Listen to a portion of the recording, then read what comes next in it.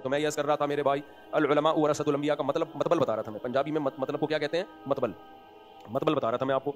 तो हम कहीं और चले गए, तो वो कहने लगे ये दरस निज़ामी का तो कहीं भी नहीं लिखा हुआ। ये बिल्कुल ऐसे ही है जैसे लोग कहते हैं अबू हनीफा का तो कहीं भी नहीं लिखा हुआ कि उनको फॉलो करो, इमाम शाफी का तो कहीं भी नहीं लिखा हुआ कि उनको फॉलो करो, इमाम बुखारी का तो मैं फिर उनसे कहता हूँ इमाम बुखारी का भी कहीं नहीं लिखा हुआ कि उनको फॉलो करो, मुसफ़े उस्मानी का भी कहीं भी लिखा हुआ कि कुरान में मुसफ़े उस्मानी को देख के पढ़ा करो तुम। तो जब भी इस तरह की बातें लोग इस तरह की बातें किया करें कि ये कहाँ लिखा हुआ है, तो उसका जवाब ये दो कि फिर आप बताएं कि जो लिखा हुआ है वो क्या है। यानी आपके हिसाब से जब हदीस में आता है अल उलमा वरसतुल अंबिया, तो अंबिया उलमा अंबिया के वारिस हैं, तो इसमें डॉक्टर इंजीनियर तो मुराद हो नहीं सकते, उनके फजाइल अपनी जगह, लेकिन वो अंबिया के वारिस, क्योंकि अंबिया डॉक्टर थे ही नहीं तो वो उनके वारिस डॉक्टर कहाँ से हो गए। अंबिया तो दीन का इल्म लेकर आते हैं, हलाल और हराम का इल्म लेकर आते हैं, और वो भी हमारी जिंदगी के लिए जरूरी नहीं बल्कि सबसे ज्यादा जरूरी है, सबसे ज्यादा जरूरी है। तो उनसे फिर आप पूछा करें फिर इनसे कौन लोग मुराद हैं, आप बता दें। तो वो जब बताएंगे ना तो आप बोलें ये कहाँ लिखा हुआ है कि इस टाइप के लोग मुराद हैं इसमें। जाहिर है दीन का इल्म मुराद है, जब दीन का इल्म मुराद है तो दीन के इल्म में क्या आता है, सबसे पहले अरबी पे आपको अबूर होना चाहिए, अरबी ग्रामर आनी चाहिए, फिर अरबी ज़बान आनी चाहिए, फिर अरबी अदब आना चाहिए, फिर कुरान आपको कुरान की ज़बान में अरबी में समझ में आएगा, फिर उसकी तफसीर आपको अरबी में समझ में आएगी, जो अरबी जो सहाबा ताबईन से मनकूल है वो समझ में आएगी। फिर हदीस पढ़ोगे आप, फिर कुरान और हदीस से जो अहकाम फुक़हाए किराम ने निकाले हैं वो अहकाम आप पढ़ोगे, आप खुद निकालना नहीं शुरू कर दो, ये काम सदियों से पहले हो चुका है। फिर उनके दलाइल पढ़ोगे आप, उन दलाइल का तर्जिया, यही तो दरस निज़ामी में, और क्या है। लोग कहते हैं ना ना ना ये थोड़ी दरस निज़ामी में तो फ़िक़ह हनफी है, ये भी गलत फहमी है। दरस निज़ामी में चारों फ़िक़ा पढ़ाए जाते हैं। आप कह सकते हो चारों फ़िक़ा क्या कब से इस्लाम हो गया, तो आप बता दो फिर कौन सा वाला फ़िक़ा इस्लाम है। भाई अहले सुन्नत वल जमात में तो 4 फ़िक़ा ही हैं जो मुदव्वन मुरतब हैं, तो फिर आप बता दो, हम वो वाला ले आएंगे, लेकिन उसकी दलील भी बताना ये गलत है, वो वाले क्या है, सही है। तो पाकिस्तान में बहुत बड़ा मसला ये है, लोग कन्फ्यूजन पैदा करते हैं। बस एक तो लोग दीन की तरफ वैसे ही नहीं आ रहे, कन्फ्यूजन पैदा कर देते हैं, आदमी कन्फ्यूज हो जाता है। इसकी मैं अक्सर बयानात में एक मिसाल दे चुका हूँ, ये मौका है दोबारा मिसाल देने का कि कन्फ्यूजन पैदा करना किसे कहते हैं। इसको कराची के ज़बान में कहते हैं उंगली तोड़ना, बस उंगली तोड़ के चला गया। हमारी क्रिकेट टीम थी फ्रेंड्स क्रिकेट क्लब के नाम से, जब हम छोटे बच्चे थे ना तो क्रिकेट भी खेलते थे। हमारे एक दोस्त हैं रूफी भाई कहते थे, आजकल वो आर्मी में ब्रिगेडियर बने हुए हैं, वो बड़े ज़बरदस्त खिलाड़ी थे। मेरा उनसे बड़े अरसे बाद 20-25 साल के बाद फ़ोन पर रब्ता हुआ, क्योंकि हम बड़े हो गए ना सब इधर उधर, तो उनको पता होगा ये मैं वाकया सही बता रहा हूँ। और हमारी टीम का नाम भी क्या है, फ्रेंड्स क्रिकेट क्लब। वो बता, किसी का रब्ता हो ना तो वो बता देंगे कि मौलाना साहब बिल्कुल सच्ची मुच्ची की बात कर रहे हैं, बड़ा ज़बरदस्त खेला करते थे। तो हमारी टीम सबसे जूनियर बच्चों की टीम थी, हम सबसे कम उम्र थे, इसलिए अक्सर और बेशतर हारने की तौफीक हमें, हमारा वो जो अभी डोपामिन कभी रिलीज ही नहीं हुआ ना, अक्सर हारा करते थे हम, बच्चे थे इस वजह से हारा करते थे। हमारे मुकाबले में जो टीम थी वो न्यू वाइट थी, वो सारे लंबे लंबे लंबे तरंगे लंबे आदमी की ना, वो जो है ना वो जो इसको साइंसी ज़बान में कहते हैं कि आपके अबे कुव्वत का बाजू जिसको कहते हैं ना उर्दू में, वो बहुत लंबा होता है ना उसकी, क्योंकि इतने लंबे हाथ से जब वो बल्ला यूं घुमाता है तो वो लीवर का काम होता है ना, लीवर भाई, लीवर का जो बाजू है ना वो जितना लंबा होगा तो फोर्स उसमें उतनी, तभी जो लंबे आदमी है ना उनकी बॉलिंग, उनको फोर्स कम लगानी पड़ती है, बॉल की स्पीड बहुत होती है। इसी तरह उनका वो यानी बैटिंग में भी उनको कम फोर्स के जरिए वो छक्का मार सकते हैं, ठीक बेचारा जो ठिकना होता है ना वो पूरा घूम जाता है बल्ले के साथ, फिर जाके कहीं चौका चक्का लगता है। तो और वो बॉलिंग भी बेचारा छोटा आदमी कैसे कराएगा, वो आता है पूरा घुमाता है, खुद भी कलाबाजियां खाता हुआ घूमता हुआ जाता है वो। खैर, तो हमारी टीम थी जी फ्रेंड्स क्रिकेट क्लब। अब हम अक्सर हारते थे, हारने की वजह थी हम बच्चे थे भाई, इतने एक्सपर्ट थे नहीं, हमारे मुकाबले बड़े बड़ों से होते थे। तो फिर हमारी क्रिकेट में टिशनबाजियां बहुत ज्यादा हैं। टिशनबाजियां क्या है, ये स्टाइलिश खेल है, ये इसमें हुनर का और आपकी फिजिकल फिटनेस का इतना ज़्यादा दखल नहीं है, स्टाइल ज़्यादा है इसमें। फिर हमारी ना मीटिंग होती थी, तो उस ज़माने में जुम्मे को छुट्टी हुआ करती थी, तो थर्सडे को हमारी मीटिंग होती थी, जो हमारे कैप्टन है वो बिठाते थे, चाय बिस्किट का इंतजाम होता, उसका चंदा भी हम लोग ही करते थे। खैर, इंतजाम होता कि ये एक्चुअली हम हारे क्यों हैं, एक्चुअली हम भाई हारे तुम इसलिए हो कि तुम्हारा मुकाबला किन से हो रहा है, लेकिन नहीं भाई उसमें इसको ओपनर नहीं भेजो, इसको इससे बॉलिंग ले लो, वो बॉलिंग कराएगा, और जो विकेट कीपर है उसको थोड़ा सा 1 इंच थोड़ा सा इधर को ले जाएंगे, हमें एटोपी ड्रामे। खैर, उसमें मैंने बैठे बैठे एक तजवीज़ दी कि ये नाम भी अजीब सा है, फ्रेंड्स क्रिकेट क्लब, ये नाम चेंज कर दो। तो हमारे कप्तान ने पूछा क्या नाम रखें, मैंने कहा वो सोचेंगे पहले, ये चेंज तो करो। मैंने कहा ये उंगली तोड़ने की क्या जरूरत है यार, बिला वजह नाम चेंज कर दो। कोई आपके पास मुतबादिल नाम है, आप वो नाम बताओ, फिर हम गौर करेंगे यार ये वाला नहीं, ये वाला नाम क्या है ज्यादा अच्छा है। मुझे वो बात अल्लाह की कसम ऐसी याद हुई है ना, जिंदगी के 20 शोबों में ये बात काम आई है कि जब तक आपके पास कोई मुतबादिल नहीं है, उंगली तोड़ने की और खाम में एक शुर्री छोड़ने की जरूरत नहीं है। खाम में बदगुमान कर दिया कि ये नाम अच्छा नहीं है, बिला वजह एक नाम को पसंद कर रहे हैं, अच्छा नहीं है, बस एक दिमाग में ना वसवसा डाल के निकल लो आप। भाई कोई मुतबादिल है तो उसमें कंपेयर करेंगे। ये बिल्कुल ऐसा ही है जैसे बेटी की शादी हो नहीं रही है, अच्छा वाला रिश्ता आया, अब लड़की की उम्र बढ़ रही है, 45 साल की हो गई, अब रिश्तों के चांसेस भी खत्म हो गए, अब एक बंदा आया तो वो बात चल रही है, आपने जाके लड़की के अब्बा को बोल दिया बंदा ठीक नहीं है, निकल लिया। अब्बा बोलेगा क्यों ठीक नहीं है, एक तो ये वजह बता, दूसरा ये ठीक नहीं है तो जो ठीक है वो बता दे, आपको क्यों ठीक नहीं है ये भी नहीं बताऊंगा, और इससे ज्यादा अच्छा कौन है ये भी नहीं बताऊंगा। तो चमाट बनता है कि नहीं बनता कि यार बिला वजह तू वसवसे दिमाग में डाल, और लोग कर रहे होते हैं ये। मेरी तो कितनी दफा शादी अल्हम्दुलिल्लाह यानी हुई तो चंद दफा ही है, लेकिन पैगाम कितनी दफा भेजा होगा ना मैंने, मेरे तो इसमें बहुत तजर्बा है। तो उसमें क्या होता है, लोगों की आदत होती है जाके ना बस कान में एक फसफसा डाल दो कि ये ठीक नहीं, इसको कहते हैं जरह मुबहम। जब हदीस में तो ये बहुत होता है ना, हदीस में रावी चलते हैं हदसनी फुलान काला हदसनी फुलान काला हदसनी फुलान, तो फला फला के बारे में जरा होती है, बाज़ लोगों ने उनकी तौसीक की होती है, सिका रावी है, बाज़ ने कहा होता है ये रावी मजरूह है, ये ज़ईफ़ रावी है। तो अगर कोई मुहद्दिस किसी के बारे में कह दे कि ये ज़ईफ़ है और रीज़न बयान ना करें, तो उनकी वो जरा शरीयत में मोतबर यानी मुहद्दिसीन के यहाँ मोतबर नहीं होती। इसको कहा जाता है जरह मुबहम। भाई एम ही बोल दिया ज़ईफ़ है, भाई क्या हाफ़ज़ा कमज़ोर था या इनकी निस्बत झूठ की तरफ है या ये खल्त मल किया करते थे, तो उसकी कोई नज़ीर, उसकी कोई दलील, ये सनदों को खल्त कर दिया, इस्तिराब होता है इनकी रिवायात में, तो कोई तो मिसाल दो ना। भाई एम ही बोल दिया क्या ये, तो ऐसे ही जाके किसी के कान में डाल देना ये बंदा ठीक नहीं है। भाई ठीक का क्या मतलब, क्यों नहीं है, क्या देखा आपने, चोरी करते हुए, बस कहते नहीं बस मैं बताना नहीं चाहता, ठीक नहीं है बंदा, तो वो ठीक है, आप ठीक नहीं। तो इस तरह लोग कर रहे होते हैं। तो ये जो कह रहे होते हैं ना ये उलमा ठीक नहीं है, ये फ़िक़्ह हनफी ठीक नहीं है, ये फ़िक़्ह शाफ़ी ठीक नहीं है, तो आप बता दो कौन सा फ़िक़्ह ठीक है। फ़ौरन लोग जवाब में कहते हैं फ़िक़्ह शिक्का ही ठीक नहीं है। भाई साहब फ़िक़्ह नाम है कुरान और सुन्नत से निकाले गए मसाइल का, तो क्या कुरान और सुन्नत से निकाले गए मसाइल ही ठीक नहीं है या उन मसाइल को फ़िक़्ह का नाम देना ठीक नहीं है? ये तो बताओ। आप कह रहे बस फ़िक़्ह ठीक नहीं है, तो ये सिवाय इसके कि उम्मत में कंफ्यूजन पैदा करना, बेलगाम कर देना, कहीं का ना छोड़ना उनको, इसके अलावा कुछ भी नहीं। लोग कहते हैं मदरसे ठीक नहीं है, तो फिर क्या यूनिवर्सिटियां ठीक हैं? दीन का इल्म या तो मदरसे में होगा या कहां होगा, बोलो, यूनिवर्सिटी में होगा। तो मदरसे भी ठीक नहीं है, यूनिवर्सिटियां भी ठीक नहीं है, और कमाल है यूनिवर्सिटियां ठीक है मदरसे ठीक नहीं है, ये तो वैसे ही बहुत बड़ा लतीफा है। भावलपुर यूनिवर्सिटी ठीक है, दारुल उलूम कुरंगी ठीक नहीं है, यानी कैसी अजीब सी बात हो गई नहीं है। तो इसलिए इन तमाम लोगों का काम कंफ्यूजन पैदा करके लोगों में तोड़ पैदा करना, लोगों को कंफ्यूज करना, ताकि अमली लिहाज से वो क्या हो जाएं, फारिग, और कुछ भी हासिल नहीं होगा इन चीजों का। हमारा ज़र्फ कितना बड़ा है, हम मानते हैं यूनिवर्सिटियां ठीक नहीं है, फिर भी लोगों को कहते हैं यूनिवर्सिटी में पढ़ना जायज है। ये उलमा का ज़र्फ है। क्यों भाई, आपके पास इसके अलावा कोई ऑल्टरनेटिव नहीं है।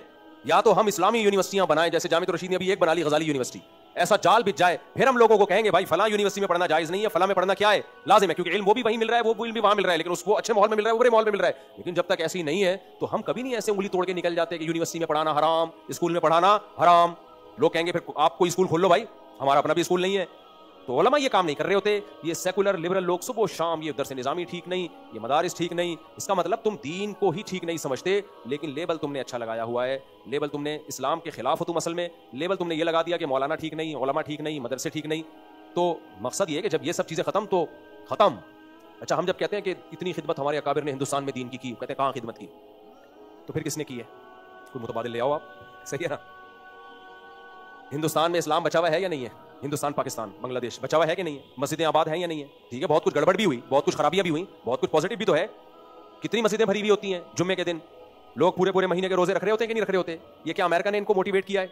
1400 साल गुजर गए, अब तक इंडिया, पाकिस्तान, बांग्लादेश में इस्लाम बाकी है बहुत बड़े पैमाने पर। तो अगर ये हमारे अकाबिर ने नहीं किया तो फिर किसके अकाबिर ने किया भाई? या खुद बहुत हो गया ये? आपके तो कोई सिरे से अकाबिर ही नहीं है, आप तो मानते ही नहीं अकाबिर को, बाबाओं को, आप तो कहते हो है ही नहीं कोई। तो घूम फिर के इधर ही आएगा। बहुत सारे मसले इस तर्ज बयान से हल होते हैं। खूब समझ लो कि अगर ये गलत है तो फिर इसका अल्टरनेट आप लेकर आओ। बहुत से लोग कहते हैं डॉक्टर गलत है, मैं ठीक है फिर हम प्लम्बरों से इलाज करवाते हैं अपना। मैं कितना डॉक्टरों के खिलाफ बोलता हूं, लेकिन मैं बोलता हूं भाई जाना किसके पास है? अगर बुरा डॉक्टर है तो अच्छे डॉक्टर के पास जाओ। मैं नफ्सियाती डॉक्टरों के खिलाफ कितना बोल रहा हूं, लेकिन कोई डिप्रेशन का मरीज होगा तो मैं भेजूंगा उसको डॉक्टर के पास ही। 2-4 चीजों में गाइड कर दूंगा कि ऐसा ना तुम्हें ऊट पटांग हरकतों में डाल दे, लेकिन बाहर जाना किसके पास है? डॉक्टर के पास ही जाना है। सिर्फ एक उलमा का, मौलानाओं का तबका वाहिद ऐसा मजलूम बचा है जो उठता है मौलाना ऐसे, मदरसे ऐसे, मौलवी ऐसे, दरसे निज़ामी ऐसा, तो दरसे गैर निज़ामी ले आओ भाई। तुम कोई तो ऑल्टरनेट सिलेबस लेकर आओ ना। कहने कोई सिलेबस की जरूरत ही नहीं है, खुद लोग बुखारी पढ़े तो बुखारी भी तो सिलेबस की एक किताब है, वो भी तो सिलेबस ही है, तो वही बता दो। हदीस की चंद किताबें बता दो, फिर आप कहेंगे नहीं सिर्फ हदीस काफी नहीं, उसकी शरह भी होनी चाहिए। तो जब हदीस की शरह भी आ गई तो वही तो मदारिस में क्या पढ़ाया जा रहा है, यही तो पढ़ाया जा रहा है। तो ये एक हवाई बातें हैं जिससे लोग कंफ्यूजन में आते हैं। इसलिए दुनिया में हमेशा एक उसूल याद रखो कि हमेशा जिस फन की बात हो उस फन के माहिर से ली जाएगी। वो मेडिकल साइंस की बात है, डॉक्टरों को नहीं छोड़ना आपने। हाँ, ये है कि ये गलत है तो ये वाला से सही के पास चले जाओ। और दीन के इल्म की बात आएगी तो हमेशा किससे वो इल्म लेना है? वो उलमा से लेना पड़ेगा। आपके अलावा आपके पास इसके अलावा कोई ऑप्शन नहीं। और एक अहम बात ये भी कि जब भी किसी चीज के सही और गलत होने का तज़किरा हो ना, यानी आपने तज्जिया करना हो, तो आपने अगले से ये सवाल पूछना है ये गलत है, सही क्या है? सही लोग बता दो फिर हमें। इसकी मैं एक मिसाल देता हूं। मेरे पास कुछ लोग आए, ईसाई थे, क्रिश्चियन थे, कहने लगे इस्लाम पे हमें ये एतराज़ात हैं। मैंने उनकी बात सुनी। मैंने कहा टोटल 2 या 3 एतराज़ इनके, एक जिहाद पे, एक नबी सल्लल्लाहु अलैहि वसल्लम ने कम उम्र से निकाह क्यों किया, ये 2-4 चीज़ें ही होती हैं इन लोगों की। मैंने कहा अच्छा। मैंने कहा फर्ज करो मेरे पास इन सवालात का कोई जवाब बोलो नहीं है और ये वैलिड पॉइंट है, मान लिया थोड़ी देर के लिए, तो इस्लाम का ऑल्टरनेट क्या है? फर्ज करो भाई आप ये एतराज़ात करके ये साबित करना चाहते हैं कि इस्लाम गलत है, यही नतीजा निकलेगा ना। अल्लाह ना करे माज़ अल्लाह नकले कुफर नबाशत, थोड़ी देर के लिए मैंने मान लिया कि ये दो एतराज़ात इस्लाम पे होते हैं जिसका कोई जवाब नहीं है। फर्ज करो मैंने मान लिया कि इस्लाम गलत है, तो मैं क्या करूँ? मेरे पास यही ऑप्शन होगा कि या तो मैं तमाम मज़ाहिब से दस्तबरदारी का ऐलान कर दूँ। क्या ख्याल है भाई? यही होगा ना, फिर कोई मजहब दुनिया में ठीक बोलो नहीं है। या मैं ईसाई हो जाऊं, क्योंकि आप ईसाई हो, आप एतराज कर रहे हो, तो मैं क्या बन जाऊं? बोलते क्यों नहीं? ईसाई। मैंने कहा बात ये, दो एतराजात की वजह से अगर मैं इस्लाम को छोड़ता हूं ना, अल्लाह ना करे, तो मैं जब लामजहब बन जाऊंगा ना, तो इतना बड़ा एतराज खड़ा होगा कि उसका किसी के बाप के पास भी कोई जवाब नहीं। वो एतराज ये होगा कि इस खुदा ने, या तो मैं एथियस हो जाऊं, वो तो फिर इतना बड़ा एतराज होगा कि वो तो लतीफा हो जाएगा कि कुछ भी नहीं था, ये कायनात बन गई, धमाका हुआ ना धमाके पे बटन दबाने वाला कोई था ए भाई, ना एनर्जी पैदा करने वाला कोई, ना पाता पैदा, खुद बहुत धमाके के साथ। वही बात है, इतना ये जो एथियस लोग हैं ना, बड़े आराम से एक बात कहते हैं, ये कायनात में बड़ा हसीन इत्तिफाक हो गया कि ये सब कुछ हो गया, यानी ये इत्तिफाक से ऐसा हुस्न कायनात में पैदा हुआ। तो ऐसा हसीन इत्तिफाक से नहीं होता, समझ रहे हो? नहीं समझ रहे मेरा ख्याल। देखो हसीन इत्तिफाक यानी हर चीज एकदम सही सही टाइम पे हो रही हो, ऐसा हसीन कुबूह, इतने कुबूह समझ रहे हो? हुस्न की उलट अरबी में क्या होती है? कुबूह, बुराई, उर्दू में हम कह सकते हैं। बहुत ही खानदानी तरीके से बुरा भी नहीं होता इत्तिफाक के साथ, ठीक है ना? तो बहुत खानदानी तरीके से अच्छा कैसे हो जाएगा? बुरा की मैं एक मिसाल देता हूं कि आप घर से निकले, जेब में बटवा था, बटवा चोरी हो गया, सही है ना? तो आपने किसी से भीख मांग के बस में बैठे, तो पता चला वो ड्राइवर से भी आपने पैसे लिए हुए हैं, सही है ना? वहां से आप उतरे तो पता चला कि ये भी गलत है, वो भी गलत है, ये भी गलत है, 10-20 गलत भी नहीं हो सकते इत्तिफाक से। इसका मतलब होता है भाई ये कोई बाकायदा मेरे खिलाफ कोई प्लानिंग हुई है। तो इत्तिफाक से तो मेरे भाई इतना बुरा नहीं हो सकता, इत्तिफाक से इतना अच्छा कैसे हो सकता है? ये जो साइंसदान लोग बताते हैं ना, मैं उन्हीं की बात में आपको रिपीट कर रहा हूँ। इत्तिफाक से यूं धमाका हुआ, इत्तिफाक से सूरज बना, फिर सूरज से जमीन बनी, अरबों खरबों साल में जमीन ठंडी हुई, फिर पानी बना, फिर एक और सैयारा आके जमीन से टकराया, 23 डिग्री जमीन झुक गई। जब 23 डिग्री जमीन झुकी है तो उससे मौसम बनना शुरू हो गया, फिर मौसम बनना शुरू, सेल पैदा हो गया, सेल पैदा हो गया तो उसने इवॉल्व करना शुरू कर दिया, उसमें इवॉल्व होने के सॉफ्टवेयर ऑटोमेटिकली इंस्टॉल हुए, तो पानी में पैदा हुआ। वो पानी में खरबों साल का, मुझे थोड़ा सा टाइम लगेगा ना बताने में भाई ये खरबों सालों में हो रहा है, तो मुझे थोड़ा सा तो फॉरवर्ड का बटन दबाने में भी थोड़ा सा टाइम लगेगा। खुलासा उसका ही है, यानी साइंसदानों की नजर में जो मैं और आप बैठे हुए ना, हसीन इत्तिफाक है या नहीं? आंखें यहाँ लगी हुई है, नाक हमारी यहाँ फिट हुई हुई है, कान हमारे यहाँ, जबान यहाँ, ये सूंघने का काम, ये देखने का काम, ये चबाने का काम, बड़ी जबरदस्त एडजस्टमेंट है बॉडी में। फिर वजाअल मिनहु ज़ौजैनि ज़कर वल उन्सा, मर्द और औरत, इत्तिफाक से एक मखलूक नहीं पैदा हो रही, दो अलग अलग मखलूक पैदा हो रही है, एक मर्द और एक औरत, फिर उनकी एक दूसरे की तरफ अट्रैक्शन, फिर एक दूसरे का मिलाप, और फिर इस मिलाप में स्पर्म पैदा होना, स्पर्म से फिर बच्चा पैदा हो जाना, वो बच्चा पैदा होते ही माँ की छातियों में हुस्न इत्तिफाक देखो, माँ की छातियों में दूध आ जाना। तो साइंसदान कहते हैं वो डिशन 23 डिग्री पे जमीन झुकी, फिर डिशन, फिर ये हुआ, फिर डिशन, फिर ये हुआ, फिर डायनासोर डिशन, एक धमाके डायनासोर मार्केट से क्या हो गए, शार्ट हो गए, फिर पानी आ गया, फिर ऑक्सीजन आ गया, फिर ये हो गया, फिर वो हो गया, फिर पानी में चूंकि वो एक जिंदगी पैदा हुई, एक सेल पैदा हुआ, फिर वो सेल इवॉल्व हुआ, फिर वो मछलियों की शक्ल में, फिर वो मछलियां बाहर, ये बाकायदा साइंसदान कहते हैं, हवाई बातें नहीं कर रहा मैं, फिर वो मछलियां बाहर आके ना झांकती थी, तो झांकने से बाहर के एनवायरनमेंट को उन्होंने एक्सेप्ट करना, उसके हिसाब से उनकी बॉडी बनना शुरू हो गई। फिर एक मछली ने हिम्मत की, थोड़ा बाहर आई, थोड़ा सा जिंदा रही, फिर वापस चली गई, तो उसके अंदर बाहर के हिसाब से उसकी बॉडी ने अपने आप को एडजस्ट करना शुरू कर दिया। इसमें खरबों साल लगे, सालों की कमी साइंसदानों के पास होती नहीं है। फिर वो होते होते होते बाहर एक मखलूक एक ऐसी पैदा हो गई जो बाहर आके एंजॉय करने लगी, फिर जब बाहर आई एंजॉय करने लगी, फिर वो यूं होते होते होते होते वो बंदर से वसीम भाई पे आके हमारा प्रोग्राम खत्म। ये वसीम भाई ऐसे बने, दिमाग ऐसे बन गया, खरबों साल में ये यूं। भाई साहब बस करो, खुदा के लिए बस करो, मैं बहुत थक गया हूं। हमारे अपने देसी डॉक्टर भी यही बातें कर रहे होते हैं, बस करो यार, वो खुदा का खौफ करो, साइंस को अपना बाप मत बनाओ। और साइंस में ये नजरिया है, कोई तहकीक थोड़ी है। वो कहते हैं मे भी, मुमकिन है ऐसे हुआ हो, कोई साबित शुदा हकीकत थोड़ी है। जिसको वो साबित शुदा हकीकत नहीं कह रहे, उसको यहाँ के हमारे देसी डॉक्टर कह रहे हैं कि एक हकीकत के तौर पे पेश कर रहे होते हैं। तो इसलिए भाई मेरे पास अगर इस्लाम बरहक नहीं है तो मेरे पास ऑप्शन क्या, या तो एथियस्ट हो जाऊं, तो मैं इतना बेवकूफ अहमक अल्हम्दुलिल्लाह नहीं हूं। खुदा खुद से हो सकता है, उसको हम जानते नहीं है। फिजिक्स के लॉ इस कायनात पे इंप्लीमेंट होता है, उसका अप्लाई होते हैं, अल्लाह पे थोड़ी होते हैं। ये कायनात खुद नहीं बन सकती। तो मेरे पास या तो और अगर मैं एथियस्ट नहीं होता, खुदा को मानता हूं और मजहब को नहीं मानता, इसका मतलब खुदा ने पैदा करके धमाका करके छोड़ दिया, कोई उसके पीछे मकसद है ही कुछ भी नहीं है। वही बस यार, इतनी बड़ी कायनात अल्लाह एवं ही बना देगा, इंसान को एवं ही बना देगा। तो हम अल्लाह से ही पूछेंगे। तो अब अल्लाह से जब हम पूछेंगे तो आसमानी तालीमात के दावेदार सिर्फ 3 मजहबी हैं मेरे भाई, एक यहूदी, एक ईसाई और एक मुसलमान। इनका दावा है कि हमारे पास जो किताबें नाजिल हुई कहां से, आसमान से। तो यहूदी, ईसाई और इस्लाम को अगर आप कंपेयर करो तो वो चूंकि ईसाई थे, तो मैंने कहा मेरे भाई अगर इस्लाम पे 2 इतराज हो रहे हैं तो ईसाइयत पे 2 लाख इतराजात हो रहे हैं। सबसे पहला इतराज कि ये कैसे मुमकिन है कि एक इंसान अल्लाह का बेटा हो। नहीं आई बात समझ। वो कहते हैं बगैर बाप के पैदा हुए, तो बगैर बाप के तो आदम अलैहिस्सलाम तो माँ और बाप दोनों के बगैर पैदा हो गए, वो अल्लाह के बेटे क्यों नहीं है? ईसा इब्न मरियम अल्लाह के बेटे क्यों हो गए? वो खाते थे पीते थे, तुम्हारी अपनी किताबों में लिखा हुआ है। ये एतराज ज्यादा बड़ा है बनिस्बत इस पे कि नबी सल्लल्लाहु अलैहि वसल्लम ने कम उम्र से निकाह कर लिया, जो उस कल्चर में क्या था, राइज था, और जिनसे किया उनको सारी जिंदगी कभी कोई एतराज नहीं रहा।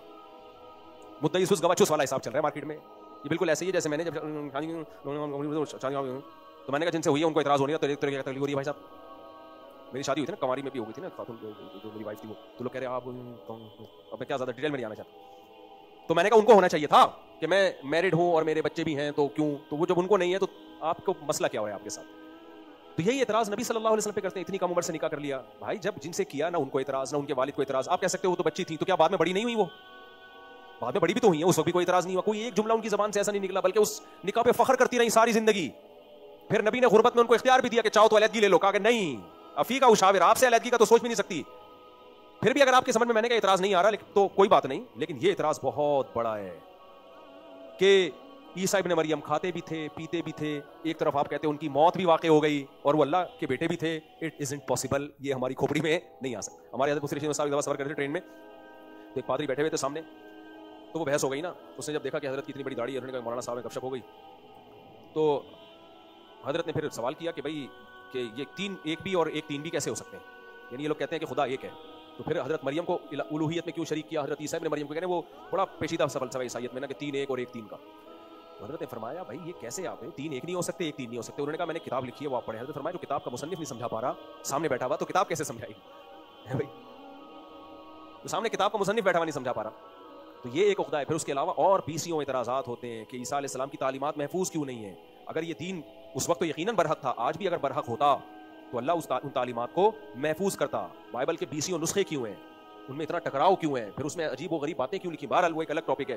तो मैंने कहा मेरे भाई मेरे पास तो अगर बिलफर्ज दो एतराज़ आप इस्लाम पे कर रहे हो, उनका जवाब नहीं है बिलफर्ज, तो मैं यही कहूँगा यार हर बात का जवाब हर वक्त समझ में आना ज़रूरी नहीं है। तो मेरे पास इसका कोई ऑल्टरनेट है नहीं इस्लाम का, तो काइंडली कोई दूसरा ऑल्टरनेट हो तो आप बताइए। यही हम अपने फ़िक़ा के बारे में भी कहते हैं। एक आ गए वो शिया थे, वो भी इसी तरह आए कि ये एतराज़ हज़रत फातिमा पे वो वगैरह वगैरह। मैंने कहा उससे क्या साबित करना चाहते हैं? सुन्नी मज़हब गलत है, तो अगर सुन्नियों पे ये एतराज़ात होते हैं तो शिया मज़हब पे तो फिर सुन्नियों पे 10 होते हैं, तो फिर मैंने कहा मेरी राय में आपके जो मसलक है उसमें तो फिर इतने हज़ार एतराज़ात होते हैं, तो या तो मैं ये छोड़कर वहाँ चला जाऊँ, तो पहले मुझे उन एतराज़ात का जवाब दो। मेरे पास कोई रास्ता तो हो ना। अरे आप सफ़र करके जा रहे हो, बस भरी हुई है, पायदान में पाँव रखने की जगह है, लोग कहते हैं यहाँ उतर जा बस से, आप कहो कि फिर दूसरी बस खाली है, कहते नहीं वो इससे भी ज़्यादा भरी हुई है, तो फिर तो पायदान पे पाँव रख के जाएंगे भाई, पैदल तो नहीं जा सकते इतने लंबे लंबे सफ़र में हम। तो हम भी भाई हमारे सुन्नी मज़हब में अगर आपको कोई एतराज़ है तो आपके मज़हब में वो एतराज़ात और ज़्यादा है, तो कभी भी उलझने की कोशिश नहीं करनी चाहिए। आप बजाय हर वक्त अपने आप को दिफाई पोजीशन में, वो तो यही होता है ना कि बातिल लोग हमेशा अपने आपको दिफाई पोजीशन में डालते हैं, वो दिफाई और आप जवाब देना शुरू कर देते हैं। भाई दिफाई में नहीं, आप इक़दामी पोजीशन में आओ, जवाब आप दोगे, क्योंकि आप पहले ये दावा कर रहे हो। मिर्ज़ा ग़ुलाम अहमद क़ादियानी का भी तो हम यही कहते हैं, मैं शियों को क़ादियानियों से नहीं मिला रहा, लेकिन मिसाल दे रहा हूँ कि वहाँ भी यही मसला है, वो एतराज़ात करते हैं ये ऐसे ये सदीस का मतलब। भाई अगर हम मोहम्मद सल्लल्लाहु अलैहि वसल्लम को छोड़ के मिर्ज़े की तरफ आ जाएं तो उसकी तो कमबख्त की जो किताबें हैं उससे पता चलता है कि वो शरीफ इंसान ही नहीं था। तो हम भाई किसी शरीफ आदमी को, अगर अल्लाह ना करे नकले कुफ्र नबाशत, नबी को छोड़ना है तो शरीफ आदमी तो हो जिसको हमने फॉलो करें। वो कहते हैं नबी को छोड़ने की जरूरत नहीं है। जब नबी को छोड़ने की जरूरत नहीं तो फिर दूसरे पैगंबर के तकल्लुफ की क्या जरूरत है? यही बात मेरा ख्याल है, इसके तकल्लुफ की क्या जरूरत है? तो शरीफ होना तो साबित करो। कादियानी कभी भी दिफाई पोजीशन में नहीं आते हैं। आप कादियानियों से बात करें कि मिर्जा की किताबों से पता चलेगा कि वो शरीफ इंसान नहीं था, कादियानी जहर का प्याला पी लेगा, इस टॉपिक पर कभी बात नहीं करेगा, वो आपको खत्म नबूवत के लफ्ज में हमेशा उलझा के रखेगा। तो अपने आप को उलझनों से निकालो। अब मेरे पास क्या होता है, मियाँ बीवी के केसेस आते हैं, इसी उसूल की रोशनी में मैं नहीं मिटाता हूँ। ये उसूल जिंदगी के हर पहलू में काम आता है कि आपके पास ऑल्टरनेट क्या है। देखो एक आदमी कह रहा है मेरी जॉब ऐसी, बॉस ऐसा हर वक्त आने देता है, ये करता है वो करता है, टेंशन में बॉस को समझा भी लिया। मैं कहता हूँ भाई टेंशन किस बात की, तेरे पास कोई अच्छी जॉब का ऑप्शन है तो छोड़ दे, नहीं है तो बर्दाश्त कर, तपड़ है तो पास कर, वरना बर्दाश्त कर। क्या ख्याल है? आप रक्षा लेके ट्रक के पीछे पीछे चल रहे हो, ओवरटेक की कोशिश कर रहे हो, ट्रक वाला ओवरटेक करने नहीं दे रहा आपको, तो ट्रक वाले ने क्या लिखा होता है? तपड़ है तो पास कर, वरना बर्दाश्त कर। अब आपके पास बर्दाश्त के अलावा कोई ऑप्शन है नहीं। तो खवातीन आती है मेरा मियाँ ऐसा, मेरा मियाँ ऐसा, 10 साल से समझा रही हूँ, तो मैं उनको एक बात कहता हूँ, अब मजीद समझाने की आप कोशिश ना करें। 10 साल में नहीं समझा तो अब वो बोलो नहीं समझे, इसलिए समझाने पर टाइम ज़ाया ना करो। अब आपके पास ऑप्शन है, या तो उससे डिवोर्स लेके कहीं और शादी करो, अगर डिवोर्स लेने में नुकसान ज्यादा है तो तपड़ है तो पास कर, वरना बर्दाश्त कर। ये अपने कमरे में लिख के लगा दे, ये अपने कमरे में, ऑल्टरनेट नहीं है ना, जिंदगी इन्हीं उसूलों पे चलती है, तो ये अपने कमरे में लिख के लगा दो। तो आप सब जो है ना अपनी बाइकों पे, अपनी गाड़ी पे, अपने घरों में, अपनी दीवारों पे लिख के लगा दो, तपड़ है तो पास कर, वरना बर्दाश्त। इसका मतलब क्या होगा? इन उसूलों पे जिंदगी गुजारनी। तो जिंदगी रिलैक्स हो जाएगी, समझ रहे हो। अच्छा, एक दफा ऐसे ही एक झगड़ा आगे, बस आखिरी बात बता के बयान खत्म करता हूँ। ऑल्टरनेट नहीं है ना, ऑल्टरनेट हो तो फिर आदमी सोचता है। वो एक दफा क्या हुआ, एक साहब उनका, छोड़ो यार वो समझ जाएंगे मेरी बात हो रही है, वो बहुत बिल्कुल वाज़ेह हो जाएगा। उनको भी मैंने ये समझाया, मैंने कहा शरीयत में आपके पास ये ऑप्शन ही नहीं है। जब ऑप्शन ही नहीं है तो आप इस पे गौर कर ही नहीं सकते। बाज़ दफ़ा ताकत, फिजिकली ताकत नहीं होती, बाज़ दफ़ा होती है, लेकिन शरीयत ने आपको उस काम से रोक दिया होता है। जब रोक दिया है तो फिर दीनदार आदमी के लिए भाई मैं इस पे गौर क्यों करूँ, शरीयत ने मुझे इसका इख्तियार दिया ही नहीं है, दिया ही नहीं है तो बस बर्दाश्त करो, क्या ख्याल। जैसे डॉक्टर मुझे लिख के देते 2 ढक्कन पीने से कुछ नहीं होगा, आप पी सकते हो टेंशन में, तो मैं क्या कहूँगा, डॉक्टर साहब खरीद भी सकता हूँ, खुद नहीं जाऊँगा, किसी से मंगवा सकता हूँ, लेकिन शरीयत ने मुझे इसका राइट दिया ही नहीं। जब दिया ही नहीं है तो इस पर ये मैं सोच भी नहीं सकता। इसके अलावा कुछ और बताओ, चाय में थोड़ी पत्ती हम ज़्यादा डाल सकते हैं, इससे ज़्यादा हम कुछ नहीं कर सकते। तो बहुत सारे मसाइल मेरे भाई ज़िंदगी के इसी से इंसान के हल हो जाते हैं। मैं अहले हदीस भाइयों से भी कहता हूँ, मेरा मकसद उन पर तंज करना नहीं होता कि आप हर शख्स को मुजतहिद बना रहे हैं। आप में हर आदमी, देखो कारी खलीलुर रहमान साहब का क्लिप अभी सामने आया, वो भी अहले हदीस हैं, हमारे लिए काबिल एहतराम है। वो कह रहे हैं औरत अदालत के बगैर खुला ले ही नहीं सकती, चाहे शौहर खुद से दे दे नहीं होगा। हाफिज़ ज़ुबैर साहब का आया, वो कह रहे हैं औरत अदालत से भी खुला ले सकती है और चाहे तो शौहर से बार्गेनिंग करके डायरेक्ट शौहर से भी ले सकती है। दोनों क्या है, मुहक्किक, दोनों मुजतहिद, दोनों तकलीद के कायल। बोलते क्यों नहीं है, दोनों एक ही ज़माने के, एक ही नज़रिए के। कितना फ़र्क हो गया कि नहीं हो गया। अच्छा, जनाब हाफिज़ ज़ुबैर साहब ने कहा कि औरत जो है वो खुला जब लेगी तो अदालत एक तरफा खुला भी दे सकती है, हालांकि ये किसी का भी मजहब बोलो नहीं है। उन्होंने कहा फ़िक़्ह हंबली में है, जब फ़िक़्ह हंबली में मैंने किताबें देखी तो कहीं भी नहीं है ये। फ़िक़्ह हंबली में ये ज़रूर है कि वो खुला तलाक कंसीडर नहीं होगा, लेकिन ये कहीं भी नहीं लिखा हुआ कि शौहर की मर्जी के बगैर हो जाएगा। तो इतने बड़े बड़े ब्लंडर ये मुज्तहिदीन से होने का इम्कान कम है। हमारे अहले हदीस भाई अक्सर कह देते हैं भाई मुज्तहिदीन से क्या गलती नहीं हो सकती, यकीनन हो सकती है। क्यों? इसलिए कि वो बशर हैं, इंसान है। सवाल ये नहीं है कि गलती हो सकती है कि नहीं हो सकती, सवाल ये है कि वो इतने बड़े बड़े इमाम जिनको पूरी दुनिया ने फॉलो किया, उनसे जब गलती हो सकती है तो 15वीं सदी में कारी खलील से गलती का इम्कान ज्यादा है, इमाम हनीफा से गलती का इम्कान ज्यादा है। सवाल ये है, उन लोगों से इतने बड़े बड़े ब्लंडर नहीं हुए कि खुला के लफ्ज में कुरान फी मफ्तदत बिही का लफ्ज तर्जमा तक में गलतियां हो रही हैं, सही है ना। तो कम से कम उन लोगों से इतनी बड़ी बड़ी गलतियां तो नहीं होती ना। तो हम अहले हदीस से हमें कोई जाती चिड़ नहीं है, हम उनको मुसलमान समझते हैं। इंशाल्लाह वो जन्नत में जाएंगे, हो सकता है मुझसे ज्यादा अच्छी जन्नत में चले जाएं, अल्लाह मुझे भी ले जाए ना, उनकी नीयत में कोई खोट है। लेकिन भाई जिस ट्रैक पे आप चल रहे हो, आपके पास कोई मुरत्तब मुदव्वन फिका नहीं है। चारों फिका में हनफी, मालिकी, शाफी, हंबली में एक फिका होता है, उसमें अगर इख्तलाफ हो तो मुफ्ता भी कौल होता है, भाई फतवा इस कौल पर है। अहले हदीस के यहाँ तो कोई सिलेबस ही नहीं है, कोई निसाब ही नहीं है, कोई मुरत्तब किताब ही नहीं है। हर शख्स की अपनी अपनी अकबल तरीके से किताब होगी। यही वजह है कि आपने टीवी में कभी 2 अहले हदीस इकट्ठे बैठे हुए नहीं देखे होंगे। वजह उसकी है कि अगर एक राय पेश करेगा, दूसरी राय पेश कर देंगे, तीसरी राय, तो उम्मत का क्या होगा। तो अहले हदीस उलमा से मैं गुजारिश करता हूं, हम आपको जन्नती समझते हैं, अहले सुन्नत वल जमात समझते हैं। हमारे पास देवबंदी तो बहुत शिद्दत करते हैं अहले हदीस के बारे में, उस शिद्दत के कायल नहीं है। ना हमें आपकी नीयत पे शक है, ना हमें यह शक है कि आपका मकसद फितना फैलाना है, लेकिन आप जिस ट्रैक पे चल रहे हो उससे उम्मत जुड़ेगी नहीं, बल्कि तबाह बर्बाद हो जाएगी। तो एक बात बड़ी जबरदस्त जहन में आई थी, वो क्या दिमाग से निकल गई हो, बड़ी जबरदस्त बात जहन में आई थी कि ये जो है ना निकल गई। तो एक मुरत्तब फिका नहीं है। हाँ, वही अक्सर ये लोग ये कहते हैं कि मुरत्तब फिका की जरूरत नहीं है। क्यों नहीं है भाई, आप सब मिलके किताब तो लिखो ना, कि हम ये कहें ये अहले हदीस का मसलक है। एक अहले हदीस कह रहा होता है हमारा मसलक ये है, दूसरे कह रहे होते हैं हमारा मसलक ये है, तीसरे कह रहे होते हैं हमारा मसलक ये है, चौथे कह रहे होते हैं हमारा मसलक ये। सिर्फ तलाक के मसले में आप देख लो, 3 तलाक बास के नजदीक 1, और 3 तलाक बास के नजदीक अगर हालत हैज में दी है तो 1 भी नहीं है, चाहे 3 दे दी हो। बास कहते हैं नहीं हालत हैज में हो जाती है, इनमें बास कहते हैं हालत हैज में नहीं होती। चारों इमाम कहते हैं हालत हैज में हो जाती है, 3 दी तो तीनों हो जाती है। इतना अहम मसला है तलाक का। अब एक आदमी अगर तलाक देके किसी अहले हदीस के पास जाएगा तो भाई ये वाले अहले हदीस की राय है कि हालत हैज में दी है तो 1 भी नहीं हुई, वो वाले अहले हदीस की राय है कि हालत हैज में दी है तो 1 कम से कम हो गई, तीसरे की राय है कि 3 तलाकें 3 होती हैं। अहले हदीस में ऐसे लोग भी हैं जो कहते हैं 3 होती हैं और बहुत शिद्दत के साथ कहते हैं, वो कहेंगे 3 हो गई हैं। कहां जाएगा भाई, वो कहां जाएगा वो। ये अहले हदीस कहते हैं खुला कोर्ट से ही होता है। मेरे पास अहले हदीस के फतावा जो हमने बचपन में उनके फतावा देखे थे, जब खुला के केस जाते थे ना तो अहले हदीस के दारुल से भी यही फतवा आता था कि खुला मियां बीवी के एग्रीमेंट के बगैर नहीं होता। अब वो चेंज हो गया है। अल्लामा शौकानी को आप देख लो, अल्लामा शौकानी तो अहले हदीस के बड़े आलिम समझे जाते हैं। उन्होंने क्या लिखा, वो तो इसके कायल नहीं है कि खुला एक तरफा मामला है। तो उधर वो अलग फतवा, इधर अहले हदीस का अलग फतवा, इधर अहले हदीस का अलग फतवा, इधर का अलग फतवा।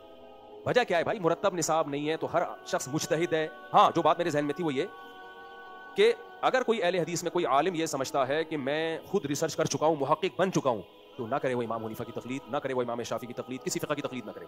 वो अपनी ज़ात तक उसको महदूद रखे। भाई मैंने इतना इल्म हासिल कर लिया है कि मैं अबू हनीफा के लेवल पे आ चुका हूँ, तो आप ठीक है, आप आ गए हैं। इसकी मैं एक मिसाल देता हूँ कि पूरी दुनिया के डॉक्टर एक अलग बात कर रहे हो, आपने कोई रिसर्च कर करके एक नई चीज़ मार्केट में ले आए, आप मार्केट में ले आए, वो डॉक्टर कह रहे हैं ये नहीं है, ये गलत है, तो गवर्नमेंट क्या कहेगी, भाई अपनी बॉडी पे आप उसका तजर्बा कर लें, दूसरों को अपनी नॉलेज की भेंट ना चढ़ाएं। कोविड के दिनों में क्या हुआ, सारे डॉक्टर कह रहे हैं SOPs पर अमल करो, फासला रखो, ये बीमारी फैल गई है। कुछ मखनचू डॉक्टर ऐसे थे, ये सब ड्रामा है, कोई वायरस नहीं है, कुछ भी नहीं है। क्या गवर्नमेंट ने उनको छोड़ दिया है भाई कि ये क्योंकि इसकी रिसर्च चाहिए लिहाजा हम SOPs पर अमल नहीं करेंगे? ना ना ना, उनको पकड़ा भी गया, उनको जेलों में भी डाला गया। भाई तुम्हारी अपनी जाती राय है तो अपनी जाती हद तक महदूद रखो, तुम्हें पब्लिकली लोगों को कंफ्यूज करने की इजाजत नहीं है। पब्लिक उसी राय को लेगी जो सारी दुनिया के सारे डॉक्टर की राय है। वो समझते हो कि नहीं समझते? तो ऐसी सारी दुनिया के सारे मुसलमान या तो फिक़ह हनफी को फॉलो कर रहे हैं, या फिक़ह मालिकिया को फॉलो कर रहे हैं, या फिक़ह शाफिया को फॉलो कर रहे हैं, या फिक़ह हम्बली को फॉलो कर रहे हैं। अगर आपने नहीं करना तो आप अपनी ज़ात तक रखें, उम्मत को आप कंफ्यूजन में मत डालें। इससे उम्मत जुड़ेगी नहीं, उम्मत के टुकड़े टुकड़े हो जाएंगे। वजह उसकी यही है, वही उसूल कि आपके पास अगर ये चारों फ़िक़ा गलत हैं तो फिर इसका अल्टरनेट आपके पास क्या है? इसको ये जवाब देते हैं, इनमें जो सही बात होती है वो ले लेते हैं। वो सही आपको कैसे लग रही है? अबू हनीफा शाफी को नहीं पता चला कि सही क्या गलत क्या है। दलाइल दोनों के पास थे और वो फैसला नहीं कर पाए। आप कैसे फैसला कर लोगे? वो आपको लग रहा होता है कि ये सही है, वो आपकी कम इल्मी की वजह से लग रहा होता है। कभी खुशबू लगा के हमारे पास आए, हम बता देंगे जो आपको लग रहा है वो गलत लग रहा है। आपको फ़िक़ह हम्बली पता नहीं चल रहा कि सही क्या है। फ़िक़ह हम्बली में आपने उसकी तरफ निस्बत कर दी कि फ़िक़ह हम्बली में लिखा हुआ है कि जी वो एक तरफा खुला भी ठीक है, हालांकि नहीं लिखा हुआ। तो आप फ़िक़ह हम्बली समझने में गलती कर रहे हो। तो आगे कुरान और सुन्नत में हम कैसे एतमाद करें आपके ऊपर? ये चल रहा है मार्केट में।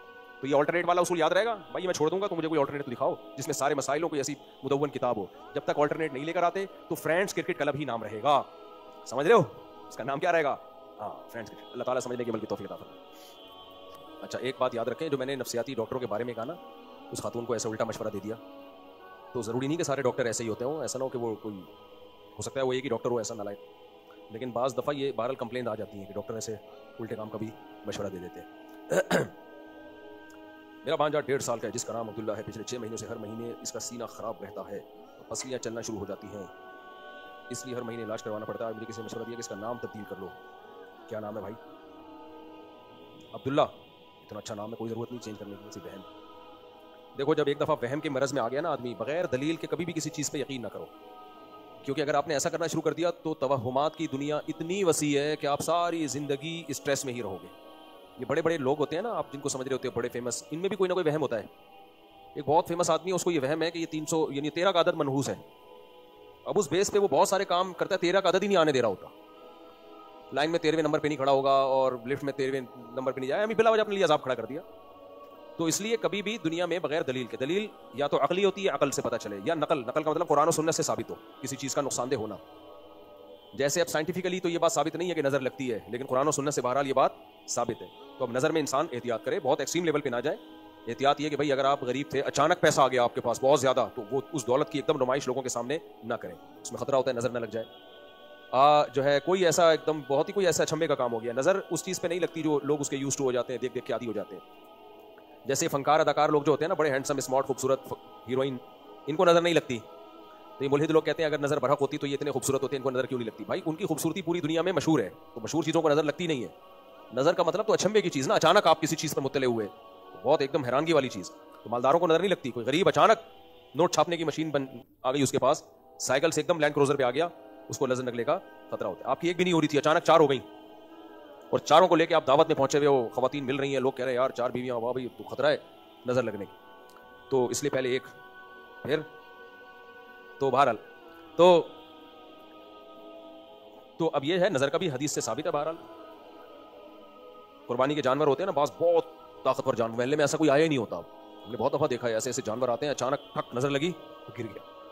हदीस में आता है नज़र ऐसी खतरनाक चीज़ है कि ऊँट को कढ़ाई तक पहुँचा देती है। ये इतना बड़ा जानवर होता है, नज़र लगी गिर गया। लेकिन बहरहाल इसमें भी अब वहमी बनने की ज़रूरत नहीं है। आजकल जिस किस्म की हुस्न मार्केट में आ रहा है, वो डिस्टेम्पर का हुस्न होता है, उसमें नज़र लगने के चांसेस कम होते हैं। लोग अपने काले कलटे बच्चों पे भी पता नहीं क्या क्या डाला हुआ होता है, नज़र न लग जाए। कि नाक बहरी होती है, एक सुरक्पा ऊपर लगाता है, दूसरी नीचे आ जाती है, उसको नज़र लग रही है।